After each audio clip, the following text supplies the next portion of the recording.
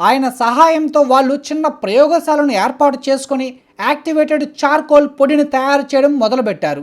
దాన్ని చిన్న ప్యాకెట్లలో ప్యాక్ చేసి స్థానిక ఆయుర్వేద దుకాణాలకు, బ్యూటీ పార్లర్కు అమ్మడం ప్రారంభించారు.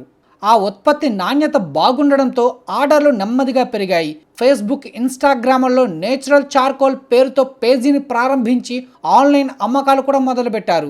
ఇప్పుడు వాళ్ళ యూనిట్ కొబ్బరి బొగ్గులు మాత్రమే కాకుండా యాక్టివేటెడ్ చార్కోల్ పొడి, ఫేస్ ప్యాక్లు, సబ్బులు కూడా తయారు చేస్తుంది. 10 మందికి ఉపాధి కల్పిస్తున్నారు. రాజేష్ తన పొలాన్ని తిరిగి కొనుగోలు చేశాడు. కిరణ్ తన అప్పులన్నీ తీర్చేశాడు. ఇద్దరు స్నేహితులు యూనిట్లో కొత్త ఉత్పత్తులను ప్యాక్ చేస్తున్న కార్మికులను చూస్తూ సమస్యల నుండి పారిపోకుండా పరిష్కారం మన చుట్టూ ఉందని గుర్తిస్తే ఓటమి కూడా గెలుపుగా మారుతుంది అని గర్వంగా నవ్వుకున్నారు. ఇలాంటి బిజినెస్ వీడియోల్ని నేను మీకు ఇంకా అందించాలనుకుంటే బిజినెస్ అని కామెంట్ చేయండి. ఒక్కసారి మన ఛానల్లోకి వెళ్ళి మరికొన్ని వీడియోస్ని చూసే ప్రయత్నం చేయండి. ఈ వీడియో మీకు నచ్చినట్లయితే ఫేస్బుక్ మరియు వాట్సాప్ గ్రూపుల్లో షేర్ చేయండి.